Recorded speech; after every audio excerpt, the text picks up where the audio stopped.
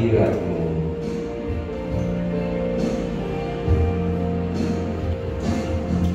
Di hadapan hadirat-Mu, ya Bapa,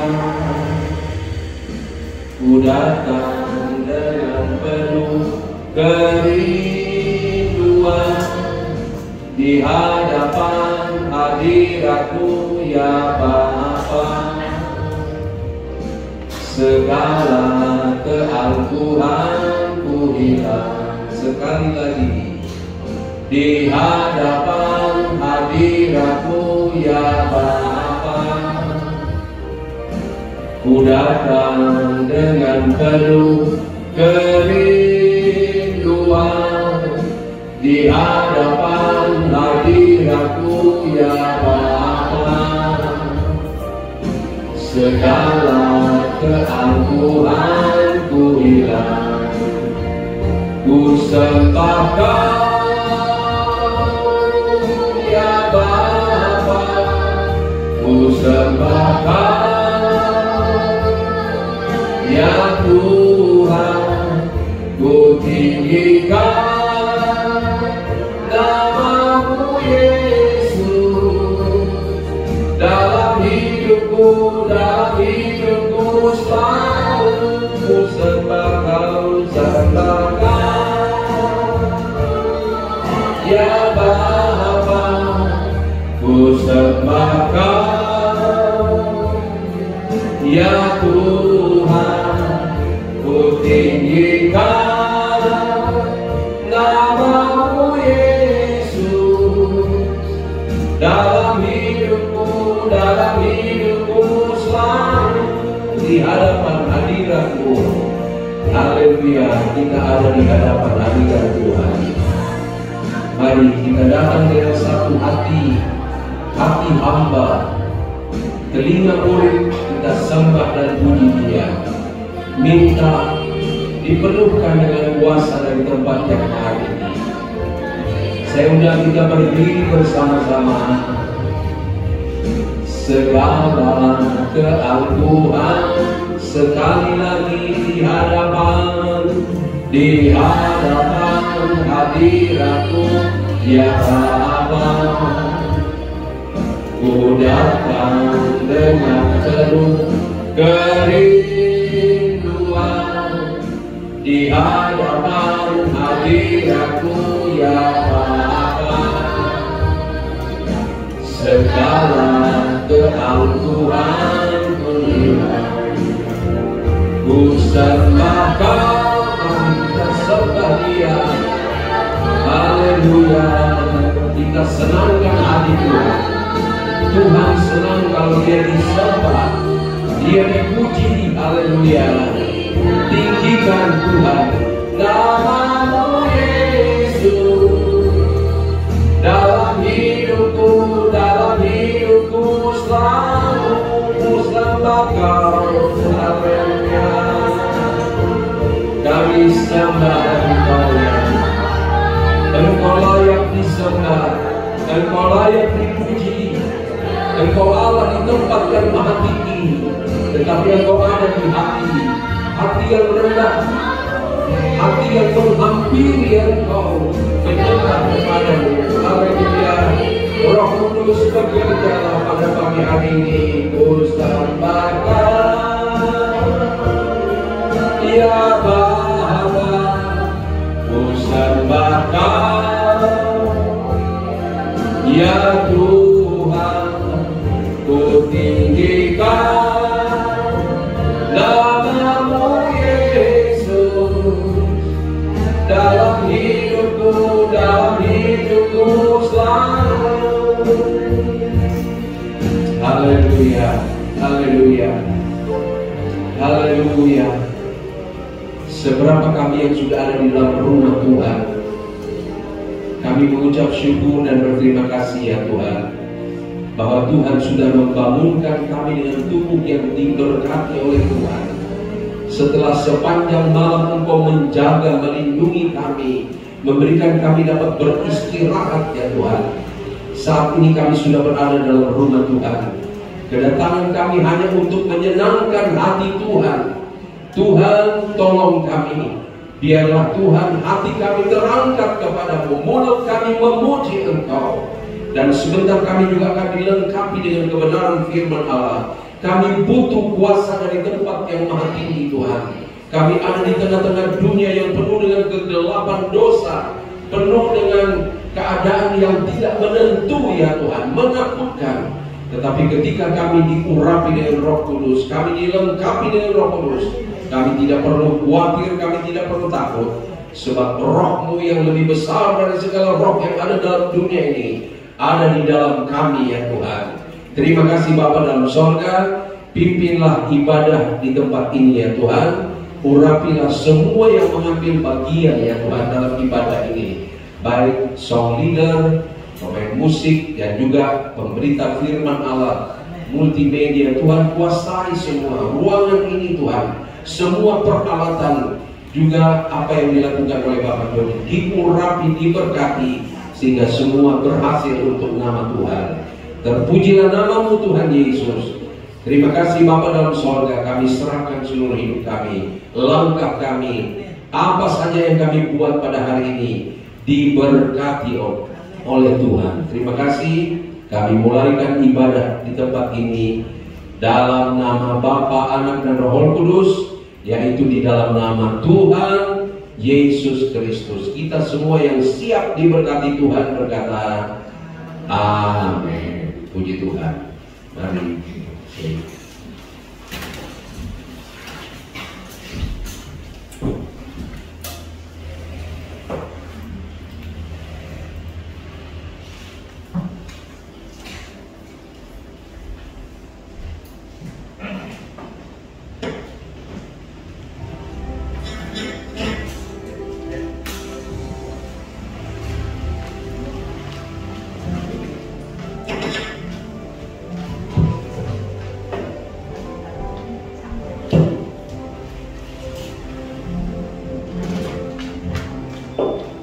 Puji Tuhan, puji nama Tuhan, lebih semangat lagi, puji nama Tuhan. Haleluya. Pada saat pagi hari ini kita datang ke tempat ini, kita mau datang kembali. Kita datang bukan karena satu kebetulan, tapi kita datang karena memang kita membutuhkan Tuhan di dalam hidup kita. Kita datang mau menyenangkan, kita mau datang mau puji, mau tinggikan nama Tuhan kita. Terima kasih Yesus untuk segala kebaikan-Mu Tuhan di dalam hidup kami. Kami datang Tuhan pribadi lepas pribadi. Biar kiranya Tuhan pengurapan dari Allah Bapa datang boleh mengurapi setiap kami yang ada di tempat ini. Terima kasih Yesus, terima kasih Tuhan. Kami mau puji, kami mau tinggikan, kami mau agungkan nama-Mu yang ajaib. Sebab Engkau Allah yang layak kami sembah, Allah yang layak kami tinggikan. Mari kita sama-sama bangkit berdiri. Kita mau puji nama Tuhan.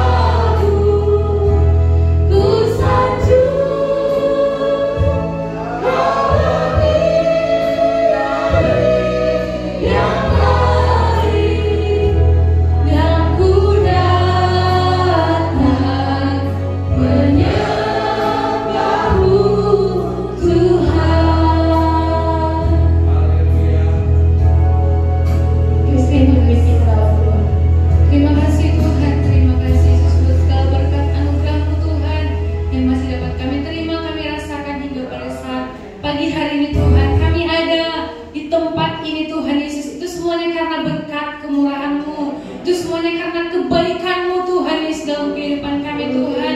Biar Tuhan Yesus tetap kasih-Mu Tuhan Yesus yang menyertai kami Tuhan Yesus di tempat ini Tuhan Yesus. Seberapapun kami yang dapat hadir di tempat ini, biarlah Tuhan Yesus Engkau tidak melihat seberapa banyak kami Tuhan, tetapi Tuhan Yesus karena kerinduan hati kami datang Tuhan Yesus untuk memuji, memuliakan nama-Mu Bapa yang baik di tempat ini Tuhan. Biar Tuhan Yesus pujian penyembahan kami itu adalah satu bukti ucapan syukur kami Tuhan Yesus di hadapan-Mu Tuhan Yesus di tempat ini. Tuhan Yesus Bapa yang baik, kami akan mulaikan ibadah kami Tuhan. Biar Tuhan Yesus Engkau yang memberkati ibadah ini Tuhan Yesus dari mulai awal, pertengahan hingga berakhirnya nanti Tuhan. Biar Engkau hadir di tengah-tengah kami Tuhan Yesus. Biar Tuhan Yesus dengan kebaikan-Mu Tuhan Yesus kami dapat merasakan semuanya Tuhan Yesus yang Tuhan berikan kepada kami Tuhan Yesus hari ini. Baiklah Tuhan Yesus, Engkau memberkati ibadah kami Tuhan Yesus. Biarlah Tuhan Yesus Engkau yang menjamah Tuhan Yesus ibadah kami Tuhan Yesus, mengucap syukur tetap hanya dalam nama Tuhan Yesus Kristus. Haleluya, haleluya, amin. Amin. Puji Tuhan, mari masih siap untuk lebih semangat lagi memuji memuliakan nama Tuhan. Haleluya. Mari berikan kemuliaan bagi Tuhan. Saya mau kasih sedikit kesaksian. Kalau di kampung ya, di Medan daerah kami Siborong-borong, kalau lagi ibadah pencurahan Roh Kudus, mau yang tua, yang muda, semua mau hujan diterpa, semua memuji Tuhan. Apapun yang terjadi di luar, kita semua memuji Tuhan. Kita merindukan hal-hal itu terjadi, bukan hanya di kampung, di kota, tapi di setiap tempat. Kita tetap boleh merasakan Roh Allah tetap bekerja di dalam hidup kita. Kita mau katakan bahwa kita mau puji dan tinggikan nama Tuhan, bahwa langit dan bumi, mari kita sama-sama memuji nama Tuhan. Haleluya. Mari gunakan tubuhmu memuji memuliakan namanya. Haleluya Yesus. Haleluya Tuhan. Ini kami anak-anak-Mu Tuhan yang rindu akan nama Tuhan Yesus.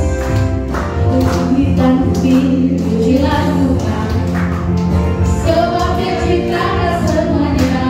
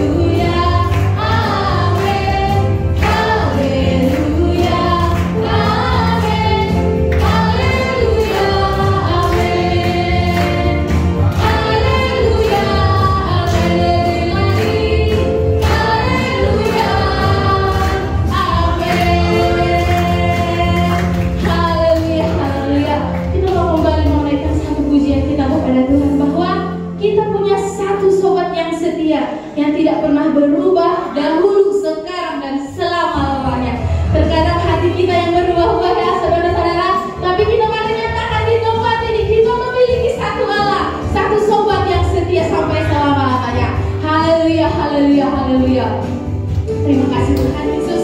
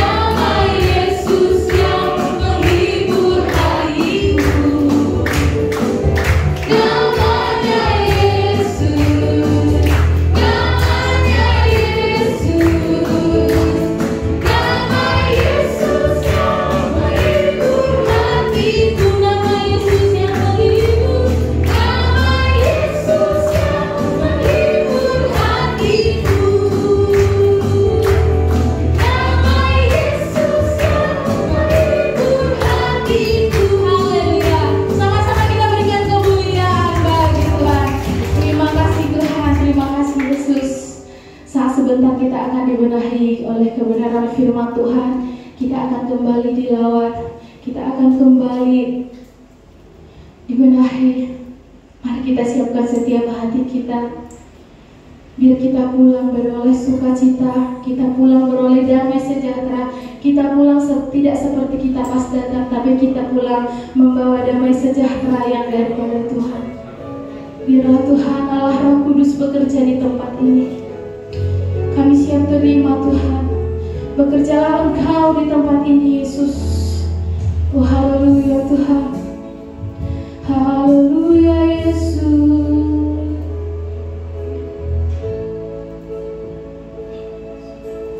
Oh Yesus Tuhan ditinggikan, dimuliakan dan naik ke surga. Dia berikan Roh Kudusnya, menguatkan dan menolong selalu. Sungguh ku rindu bersekutu denganmu selamanya.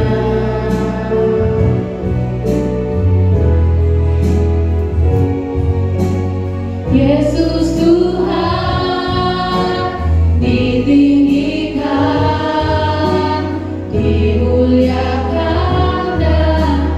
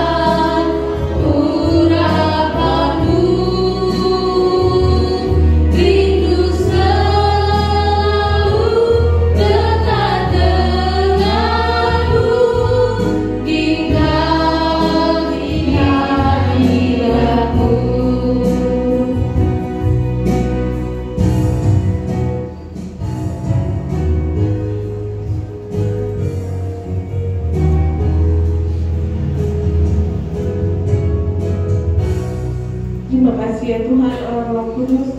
Kami bersyukur ya Tuhan kalau pada saat ini Kau masih memberikan kepada kami kesempatan untuk memuji dan menyembah Engkau. Tuhan kami, Raja kami, Kaulah saja yang layak menerima segala hormat, pujian, kuasa dan kemuliaan ya Tuhan. Karena tanpa Engkau Tuhan kami tidak dapat berbuat apa-apa. Dan karena Engkau saja ya Tuhan, kami sampai saat ini masih boleh bernafas ya Tuhan, diberikan kekuatan untuk datang ke rumah-Mu. Dan Kau berkata lebih baik satu hari di dalam rumah-Mu dibandingkan kami berada di tempat yang lain. Oleh karena itu Tuhan, kami rindu Roh Kudus-Mu bekerja di tengah-tengah kami. Karena siapakah kami tanpa Roh Kudus-Mu Tuhan yang beracara, tanpa kuasa-Mu kami tidak dapat ya Tuhan melakukan sesuatu apapun juga. Layakkan kami, sucikan kami ya Tuhan. Biarlah kami mempunyai telinga seorang murid dan hati seorang hamba yang kami akan berbicara. Di dalam nama Tuhan Yesus Kristus kami mengucap syukur dan berdoa. Haleluya. Amin. Puji Tuhan. Ada haleluya? Haleluya. Puji Tuhan saudara. Saat ini saya kembali bersyukur ya kepada Tuhan dan juga bagi Bapak Ibu Gembala dan pengurus juga di tempat ini. Saya boleh menyampaikan lagi atau diberikan kesempatan untuk melayani Tuhan di tempat ini. Dan saat ini kita mengetahui kami dan seluruh pastori juga jemaat kita sedang mencari pemenuhan Roh Kudus karena kita tahu pada hari Kamis yang lalu kita telah merayakan hari kenaikan Yesus ke surga dan sungguh suatu kejadian yang spektakuler yang kalau mungkin kita ada di tempat itu kita boleh melihat ada manusia atau seseorang yang bisa naik ke langit. Itu sungguh suatu kejadian yang sangat spektakuler ya saudara, karena kita tahu gravitasi bumi ini menarik kita ke bawah sehingga tidak mungkin sesuatu bisa naik ke atas tanpa kekuatan apapun. Tapi Yesus kita itu sungguh luar biasa, kuasanya itu sanggup membuat dia naik ke surga tanpa bantuan apapun. Dan kalau dipakai pesawat saja, itu pesawat itu kekuatan turbonya saya tidak tahu ya, mungkin ada ahli pesawat di sini. Itu untuk naik ke atas itu membutuhkan suatu teknologi yang luar biasa. Tapi Tuhan Yesus naik ke surga dengan kuasa yang dari Roh Kudus, dan saat ini kuasa itu ada di dalam kita juga saudara. Amin. Oleh karena itu saya ingin kita membuka di dalam Kisah Para Rasul 1 ayat 8. Saya memberi judul Kekuatan Roh Kudus.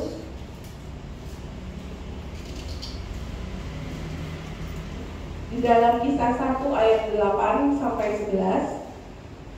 Mungkin boleh bantu dibacakan supaya kita berinteraksi juga. Kisah 1 ayat 8. Boleh bantu dibacakan. Ada yang sudah mendapat?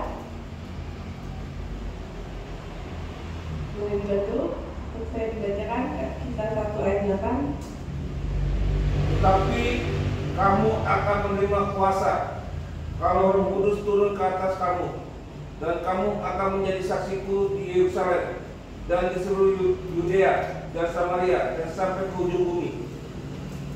Amin. Dan di ayat 11 boleh kembali dibacakan. Kisah 1 ayat 11.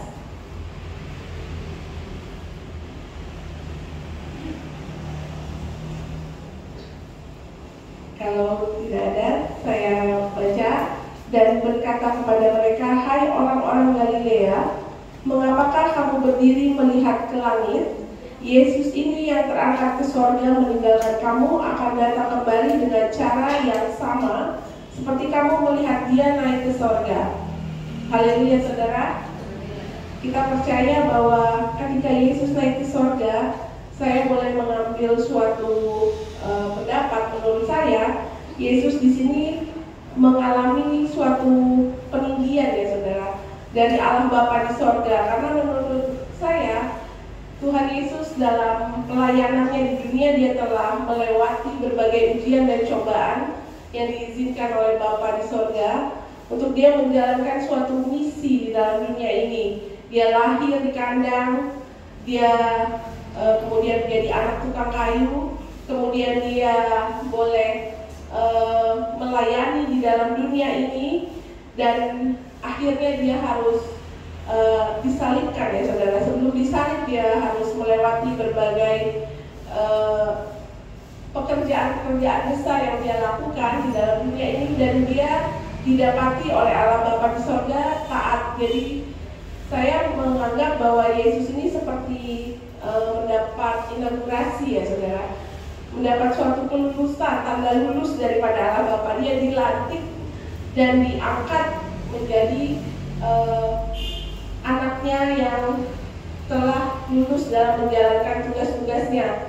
Tapi di sini yang saya mau juga sorot adalah dikatakan bahwa malaikat datang di ayat sebelumnya, dikatakan ayat 10, ketika mereka sedang menatap ke langit waktu dia naik, tiba-tiba berdiri dua orang yang berpakaian putih dengan mereka.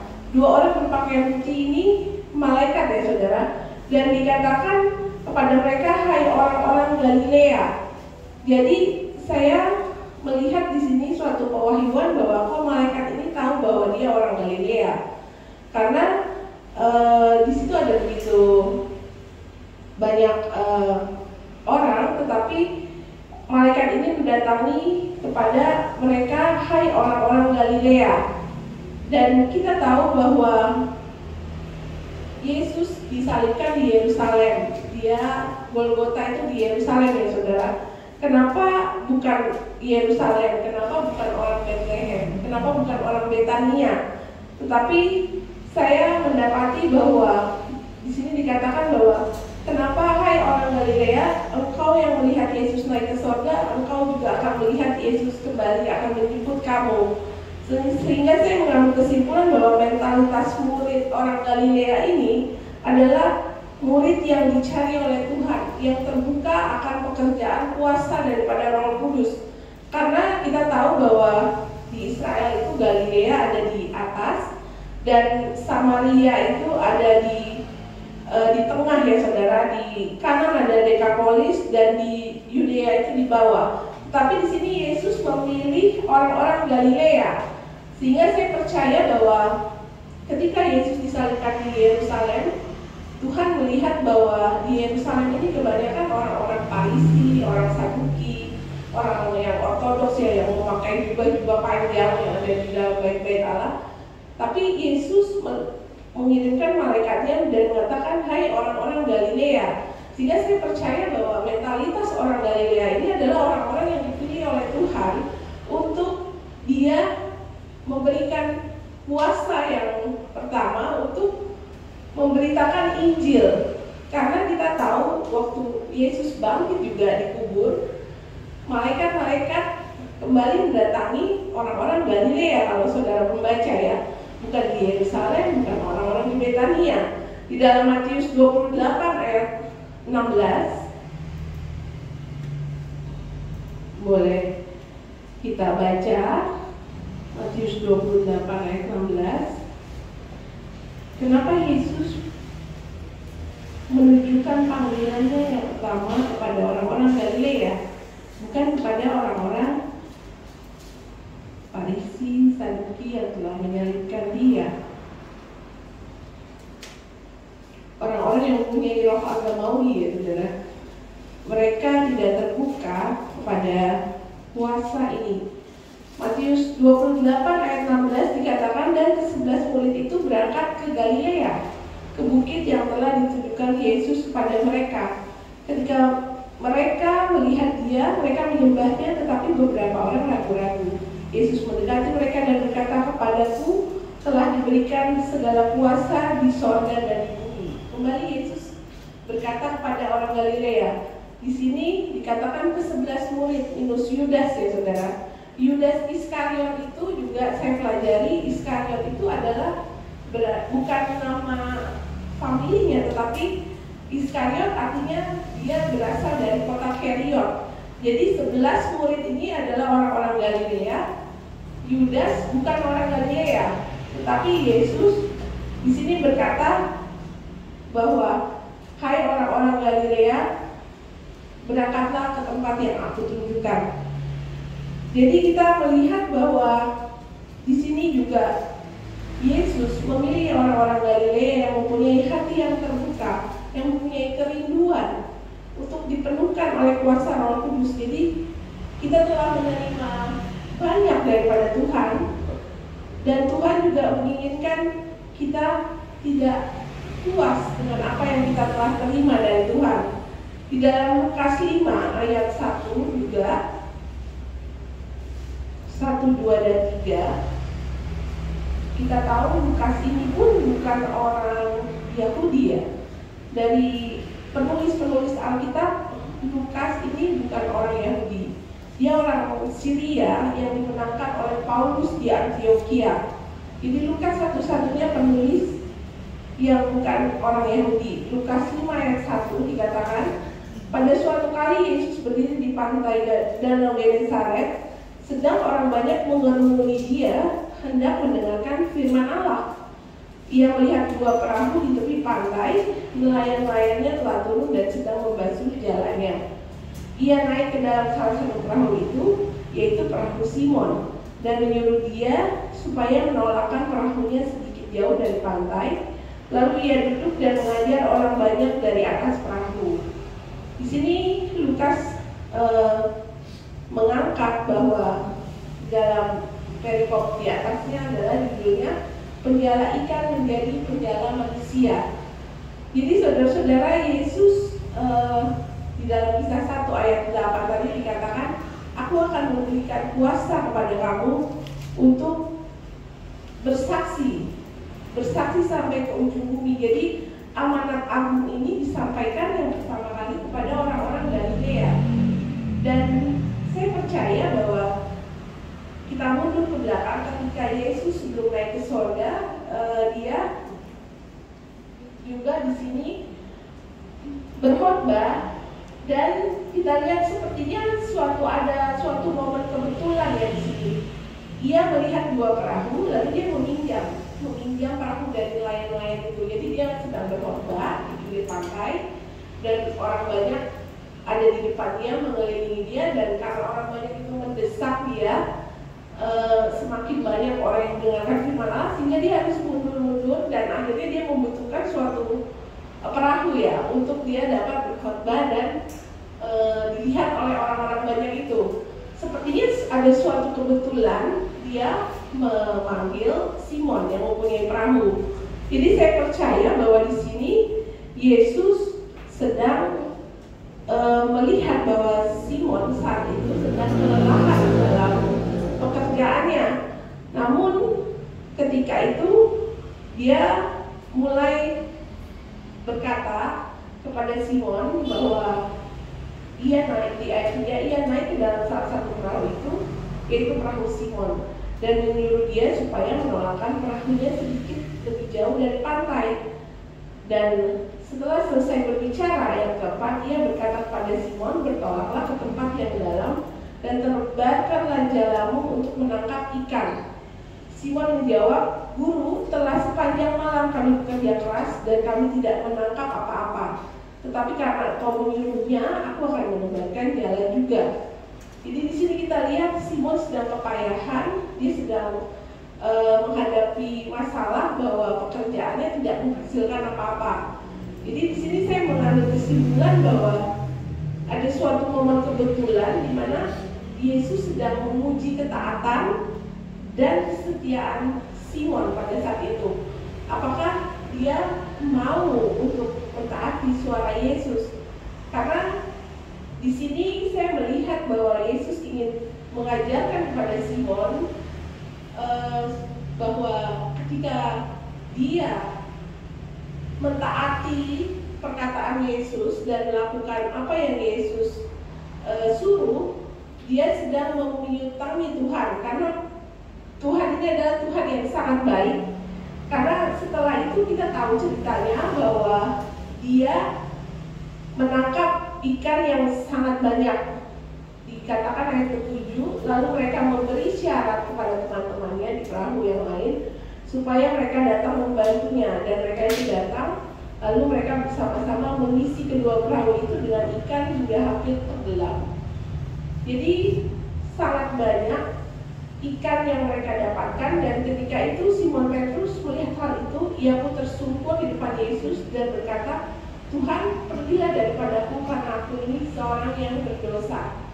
Jadi saya percaya saudara, mungkin pada saat ini kita merasa masalah kita belum selesai, mungkin sakit kita belum sembuh, juga ada masalah rumah tangga, pekerjaan. Tetapi di sini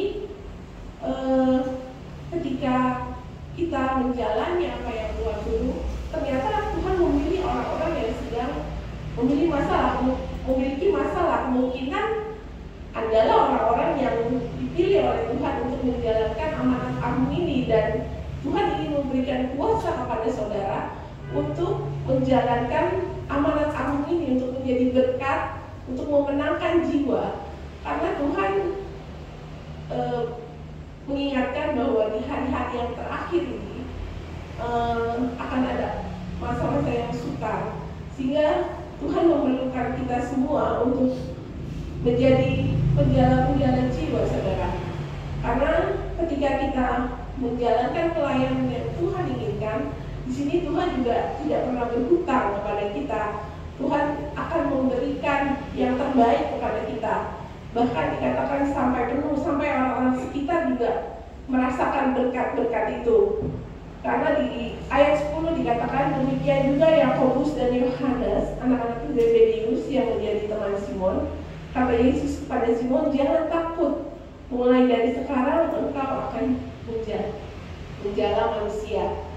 Jadi saya percaya bahwa ketika kita menjadi siswa, jadilah siswa yang memenangkan jiwa, karena jiwa kita sudah dimenangkan oleh Tuhan.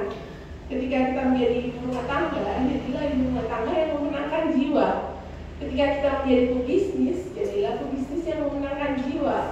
Ketika kita menjadi guru mungkin, atau menjadi apapun juga karyawan pekerjaan, kita diminta oleh Tuhan untuk menangkanlah jiwa untuk aku, karena aku sudah menyiapkan kesembuhan untuk engkau, aku sudah menyiapkan berkat, bahkan kuasa yang menaikkan dia ke surga itu.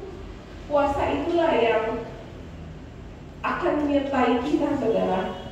Kita telah melihat juga anak remaja yang dibaptis, itu bukan karena kuat gagah daripada kami guru-guru atau pembimbing, tetapi saya melihat bahwa Tuhan, kuasa Tuhan itu bekerja membuka hati mereka dan membuat mereka terpanggil untuk semakin lebih dalam mengenal Tuhan. Dan Tuhan akan memakai kita semua yang ada di tempat ini, sekalipun masalah kita belum selesai, saudara. Dan kalau saya boleh juga mempelajari bahwa arti hari Pentakosta adalah hari ke-50 ya. Ada banyak guru-guru di sini. Hari ke-50, kalau mungkin masih sempat waktunya, dalam Ulangan, saya ceritakan saja dalam Ulangan, kalau ada saya catatkan, ya Ulangan 16 ayat 9, Pentakosta itu artinya hari ke-50. Hari ke-50 itu zaman dulu dirayakan Ulangan 16.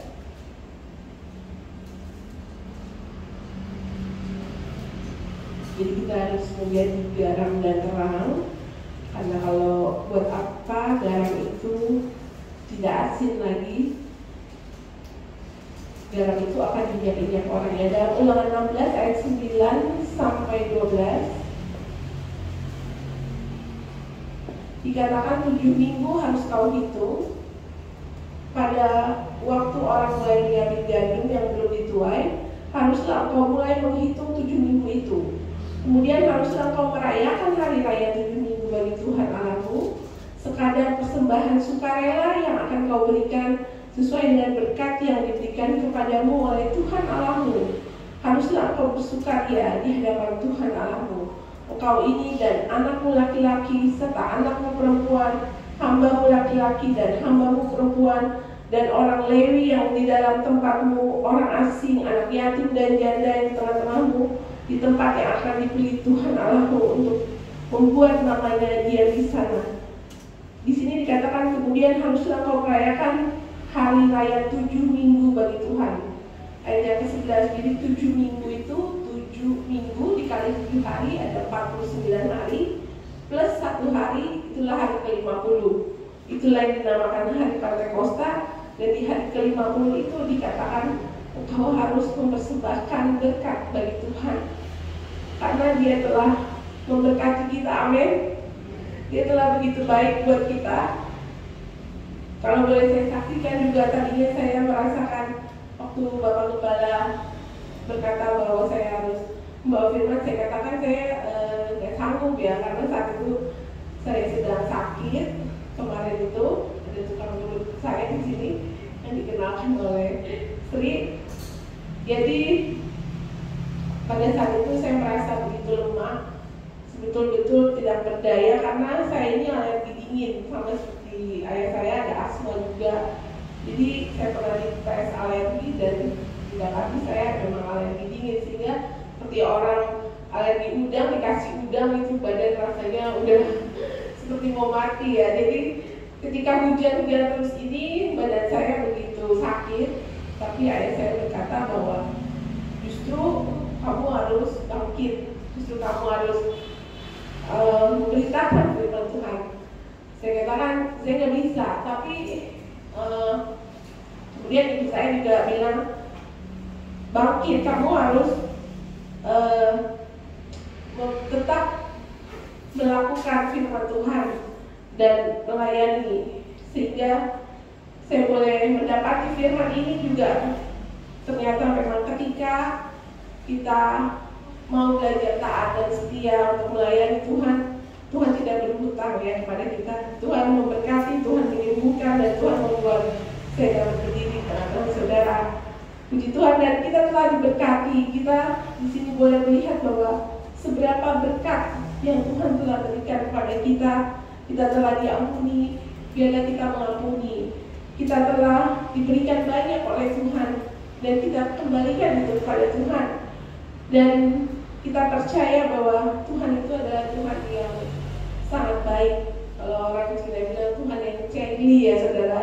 Kita melihat di sini bahwa Tuhan memilih Simon yang betul-betul pada saat itu tidak mempunyai apa-apa untuk melakukan apa yang dia suruhkan. Dan kita tahu Simon Petrus setelah dipenuhkan oleh kuasa Roh Kudus, dia menjadi orang yang sangat berani. Yang tadinya dia merasa takut, dia merasa dia berdosa, dia merasa dia lemah imannya, tetapi ketika dipenuhkan oleh Roh Kudus, dia memberitakan Injil dengan sangat berani dan 3.000 orang bertobat. Dan saya percaya Tuhan masih bekerja saat-saat ini, dan kita percaya juga dari firman-firman yang kita dengar bahwa tidak sedikit waktu lagi Tuhan akan segera datang kepada kita.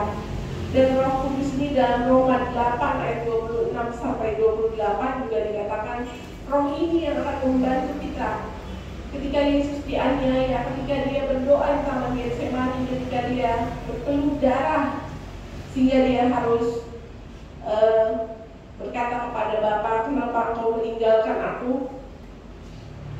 Dan disitulah kita melihat bahwa kalau Yesus saja harus melewati hal-hal tersebut, siapakah kita ini? Kita pasti juga harus melewati berbagai hal-hal yang berat dalam kehidupan kita, karena Tuhan akan menguji kita. Saya teringat juga dalam Wahyu, di dalam Wahyu ini pun sudah dikatakan bahwa kuda kuning, kuda merah ini sedang berjalan ya, ada penyakit sampar, ada kematian, ini sedang kita lewati. Jadi kita tahu bahwa hari-hari ini adalah hari-hari yang terakhir, di akhir daripada akhir zaman. Namun kita tidak boleh menebak atau menyatakan waktunya, karena hanya Allah Bapa yang tahu. Di dalam Wahyu 2, saya mau ajak ke sana, tidak juga saya teringat. Di dalam Wahyu 2 dikatakan ayat 9 di sini ayat 8 dikatakan, tuliskanlah kepada malaikat jemaat di Smyrna. Jadi malaikat ini sedang berjalan-jalan melihat ketujuh sidang, dan dia melaporkan itu kepada Allah Bapa. Dan dikatakan inilah firman dari yang awal dan yang akhir, yaitu Yesus yang telah mati dan hidup kembali. Aku tahu kesusahanmu dan kemiskinanmu, namun engkau kaya, dan fitnah mereka yang menyebut dirinya orang Yahudi, tetapi yang sebenarnya tidak demikian. Sebaliknya mereka adalah jemaah iblis. Jadi di sini Tuhan menyatakan bahwa mereka kaya, dan di ayat 4 kita mundur ke atas. Namun demikian, aku mencela engkau karena engkau telah meninggalkan kasihmu yang semula. Sebab itu ingatlah betapa dalamnya engkau telah jatuh, bertobatlah dan lakukan lagi apa yang semula engkau lakukan. Jika tidak demikian, aku akan datang kepadamu dan aku akan mengambil kaki-kakimu dan tempatnya, jikalau engkau tidak bertobat. Jadi di sini kita melihat bahwa Yesus menginginkan kita tetap mempunyai kasih yang mula-mula itu, kasih yang berkobar-kobar ketika kita baru mengenal Tuhan. Dan seperti kita waktu mungkin pacaran ya saudara, dijemput, harus jemput kemanapun, itu tidak mengenal lelah ya.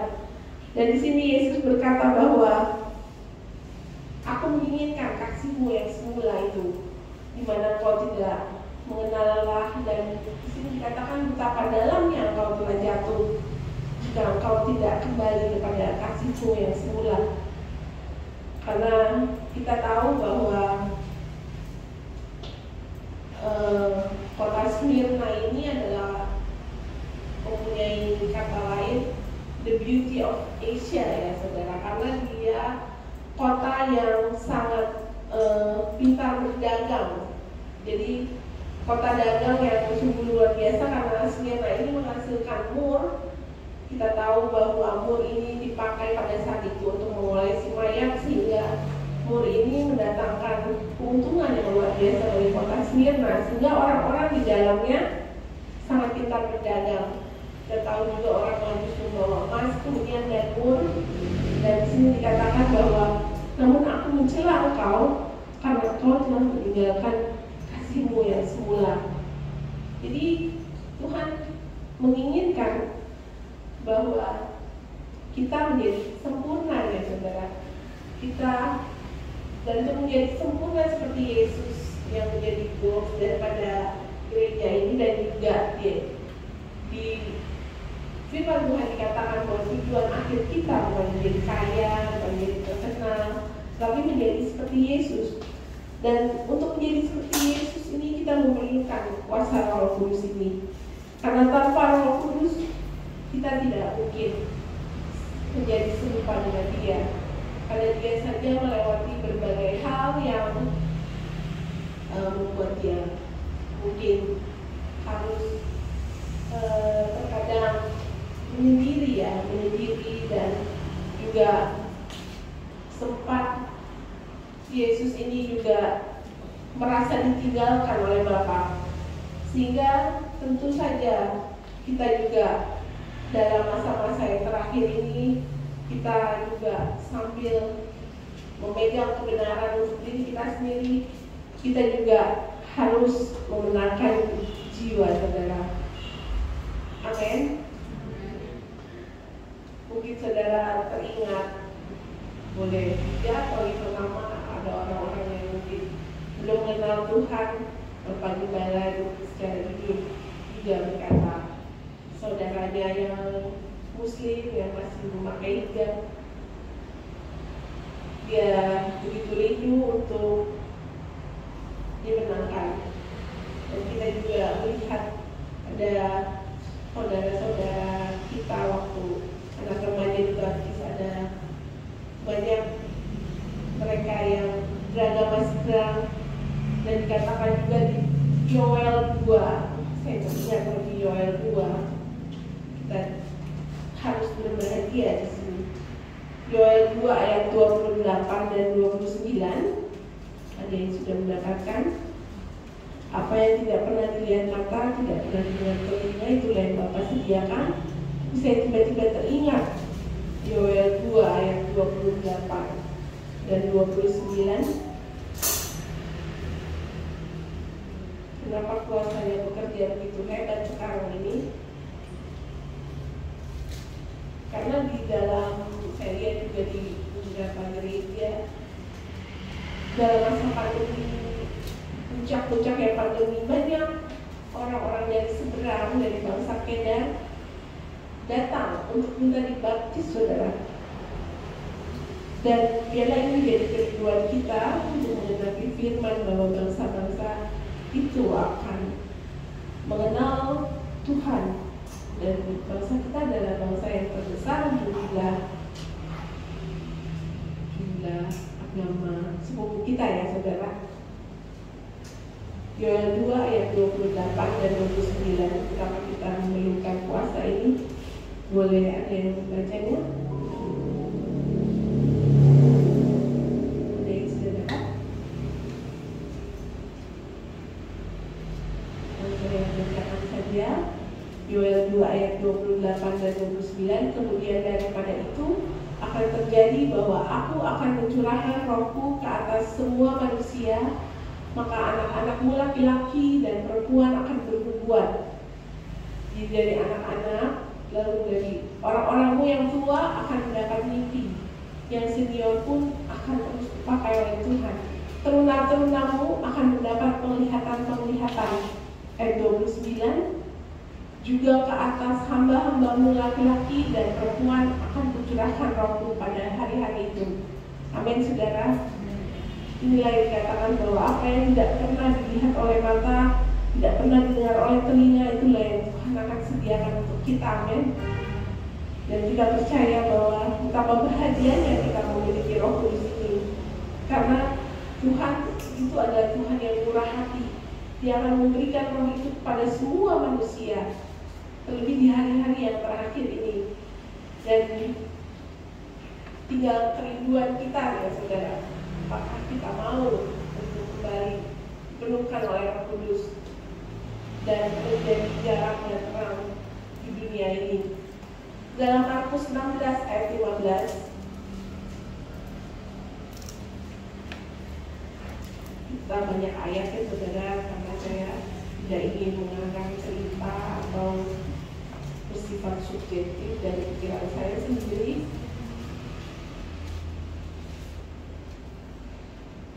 Markus 16 ayat 15.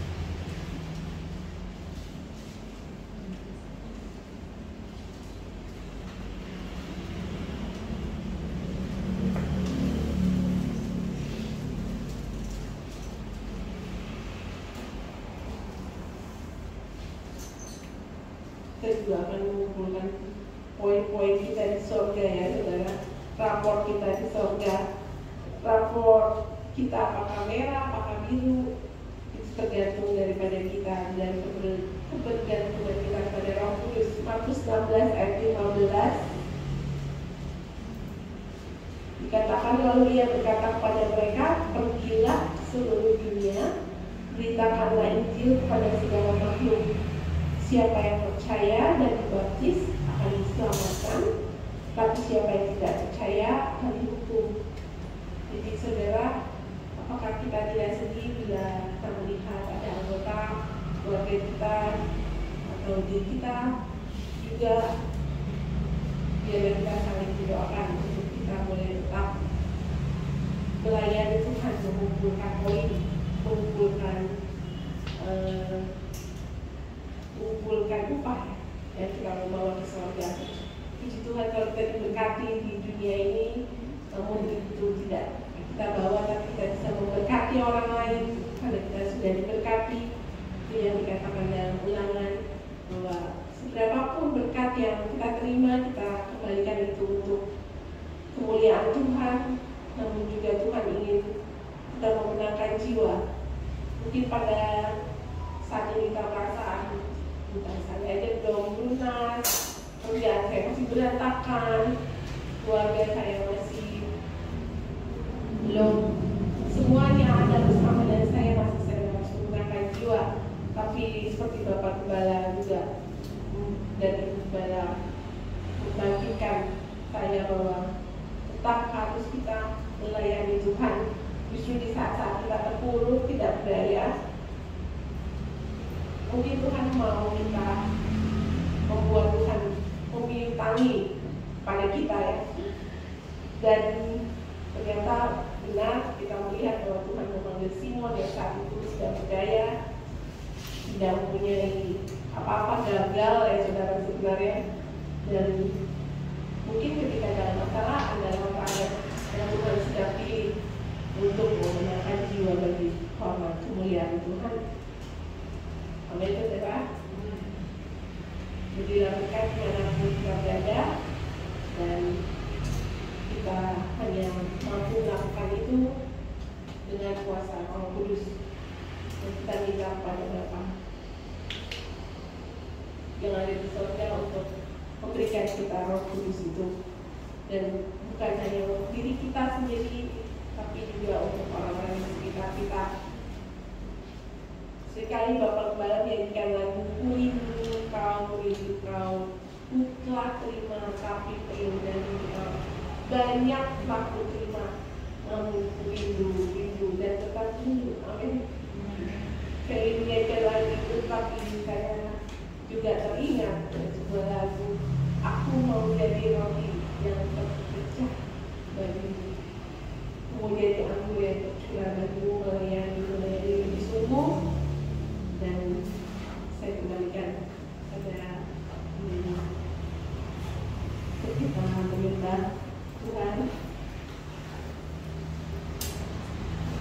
karena saya harus main keyboard, jadi saya memberikan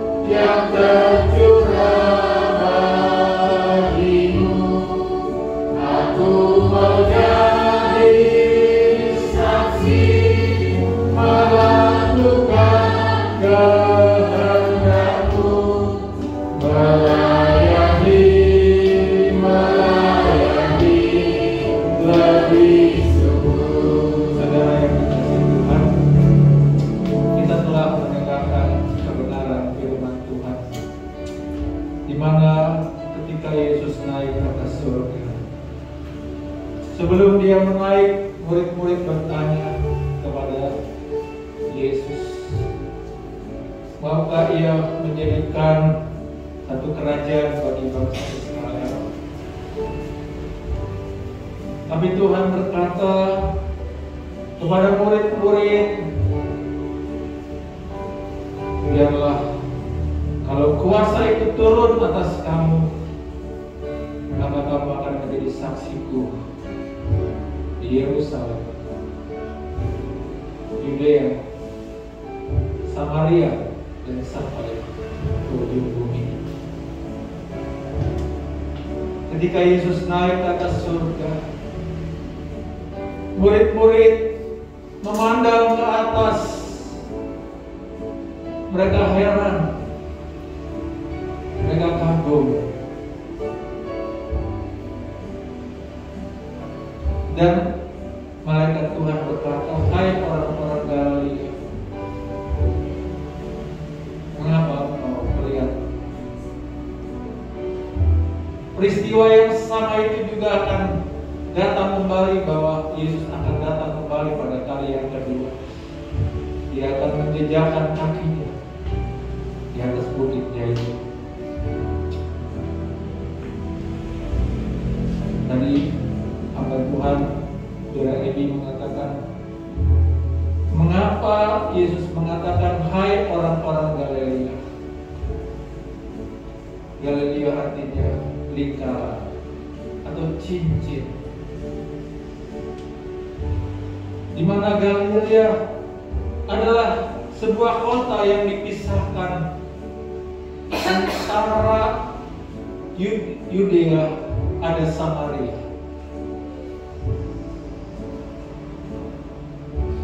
Juga Galilea adalah sebuah kota perlindungan, kota di mana tanah-tanah pengembalaannya.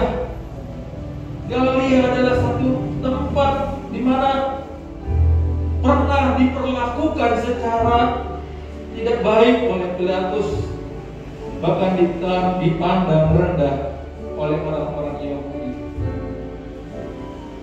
Mungkin kita juga seringkali dipandang rendah, kita diperlakukan tidak baik, bahkan kita dipisahkan dari antara orang-orang yang menganggap dirinya berakibat lebih baik. Tapi di pemandangan Tuhan, orang Galilea lebih diperkenan oleh Tuhan. Sehingga banyak daripada murid-murid Yesus adalah orang-orang Galilea yang lebih mau dibentuk, yang lebih mau belajar dari kebenaran firman Tuhan, yang lebih mau belajar dari apa yang menjadi kehendak Tuhan di dalam hidup ini. Biarlah kita mau menjadi orang-orang Galilea. Biarlah rasakan orang-orang yang merindu bertemu dengan Yesus, yang rindu mengalami kuasa Roh Kudus. Kita hari-hari ini perlu Roh Kudus. Hari pertama saya menyampaikan firman Tuhan. Roh Kudus adalah Parakletos yang mempunyai arti parah, artinya dekat. Kletos, kala atau kaleo, yang artinya dipanggil. Roh Kudus dipanggil oleh Allah Bapa supaya lebih dekat kepada orang-orang yang rindu untuk dekat kepadanya dan dipenuhi di dalam hidupnya. Ketika Parakletos itu dekat dengan kita, dia ada di dalam hati kita. Dia lebih dekat dari saudara-saudara kita, dari orang tua kita, dari suami atau dari istri kita. Dia lebih dekat dan dia ada ingin di dalam hati kita. Haleluya, haleluya. Biarlah kita juga mau dekat, dan kita mau kehadiran Roh Kudus di dalam hidup kita, sehingga kita boleh merasakan kekuatan yang Tuhan berikan di dalam hidup kita untuk kita hidup lebih lagi berkenan di hadapan-Nya. Haleluya. Aku mau jadi roti yang terpecah. Aku mau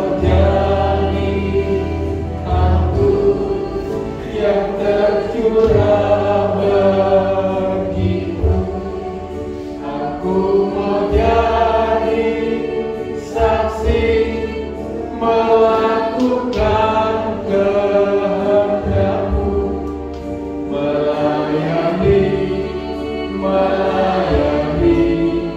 lebih sungguh. Aku mau jadi roti, aku mau jadi roti yang terpecah bagimu.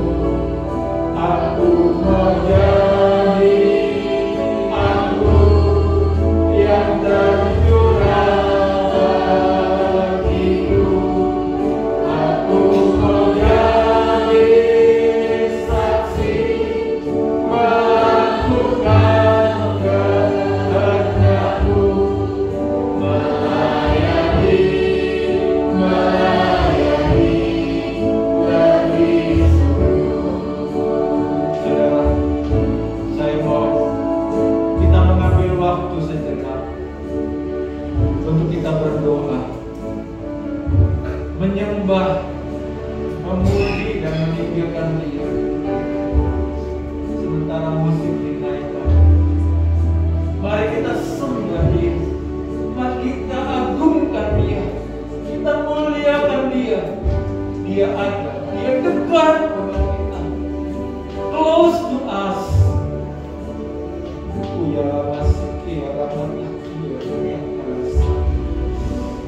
Haleluya. Siapa itu? Urapi. Kami yang lemah, yang tak berdaya, yang mengalami banyak tekanan, tapi kami percaya perkenanan-Mu hari ini ada di tengah-tengah kami. Haleluya, haleluya, haleluya. Mari angkat suara kita, sembah Dia, puji Dia, agungkan Dia. Dia yang layak menerima segala pujian. Haleluya, haleluya, haleluya, haleluya,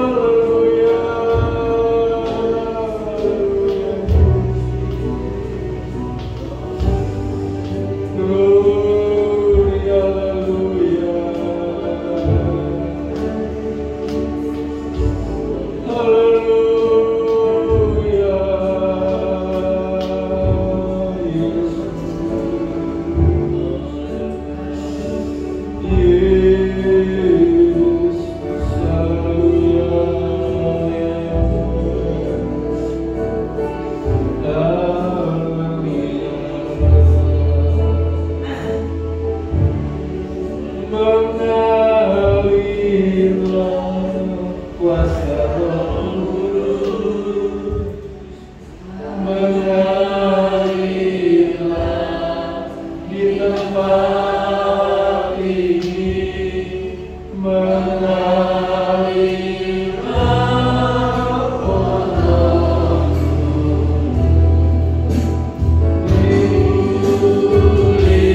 dipulihkan, mengalirlah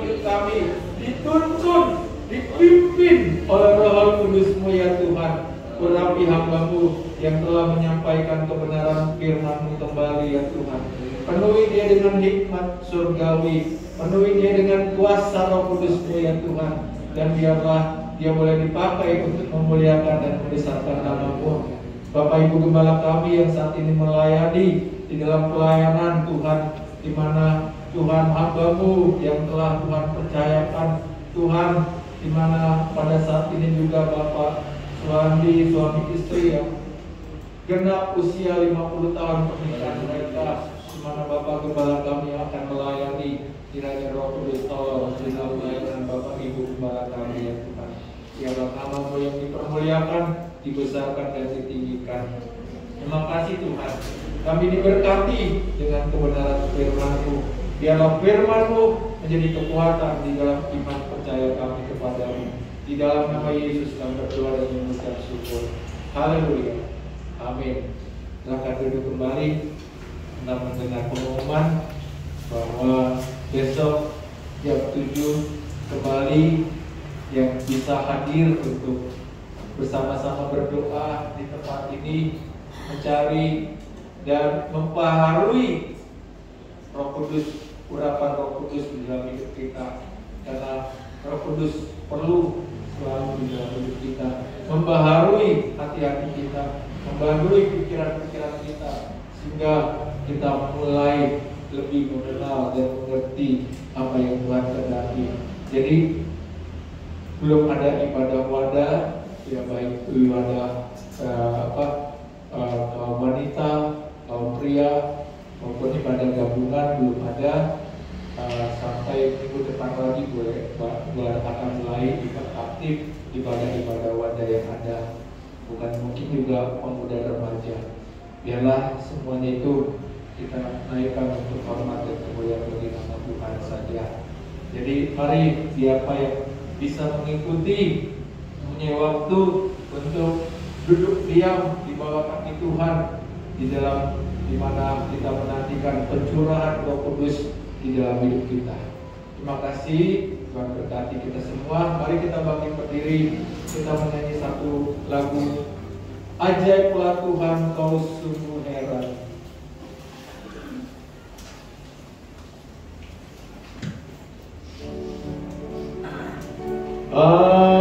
Ajaiblah Tuhan,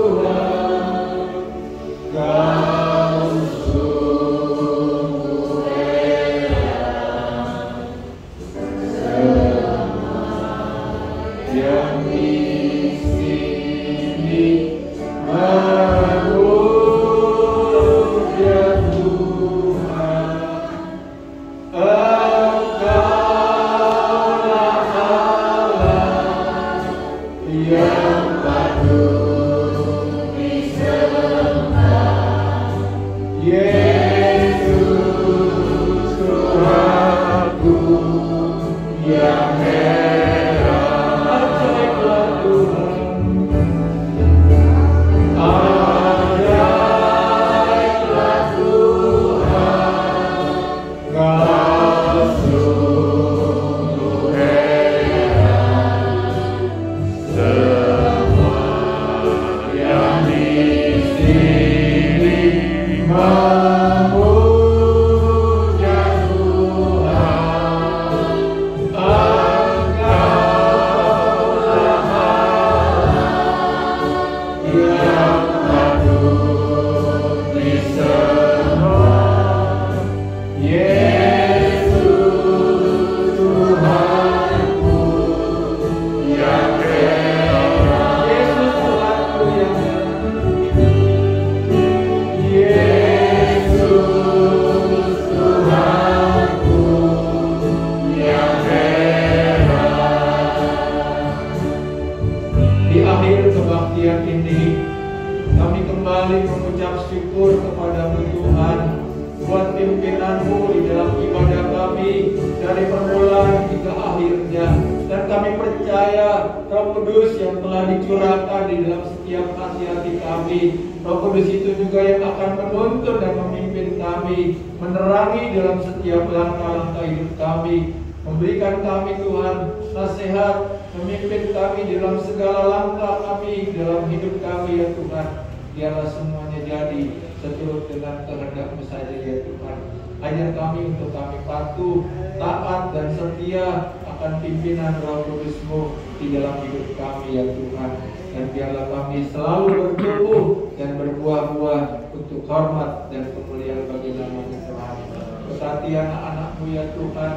Berikan mereka kesehatan, kekuatan untuk mereka menjalankan segala aktivitas hidup mereka di hari-hari mendatang ya Tuhan, dengan segala kerinduan mereka untuk menyembah dan memuji Engkau ya Tuhan.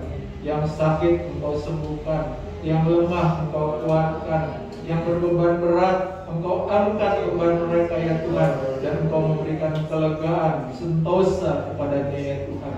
Bahkan mereka yang mungkin yang sedang menghadapi jalan buntu, buka jalan bagi mereka ya Tuhan. Biarlah kemenangan yang dari Tuhan menjadi bagian di dalam kehidupan umat-umat-Mu.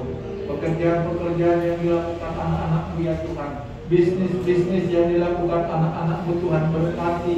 Tuhan, tolong mereka semua.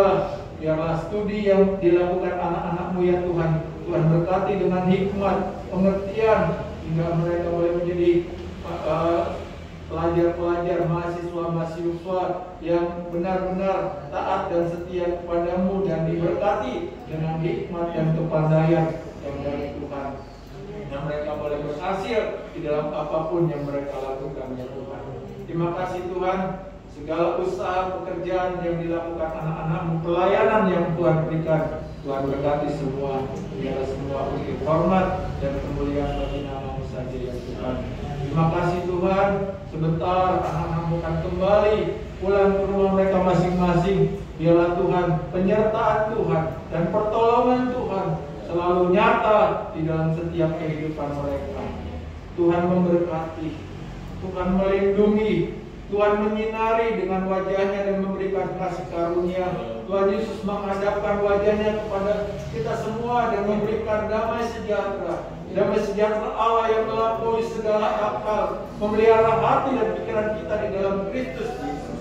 Terimalah berkat daripada Allah Bapa, kasih sayang daripada Tuhan Yesus Kristus, dan persekutuan di dalam Allah Roh Kudus menyertai kita hari ini sampai Tuhan Yesus datang di awan-awan menjemput orang-orang kudus di dalam nama Tuhan Yesus Kristus. Mari kita katakan bersama, amin.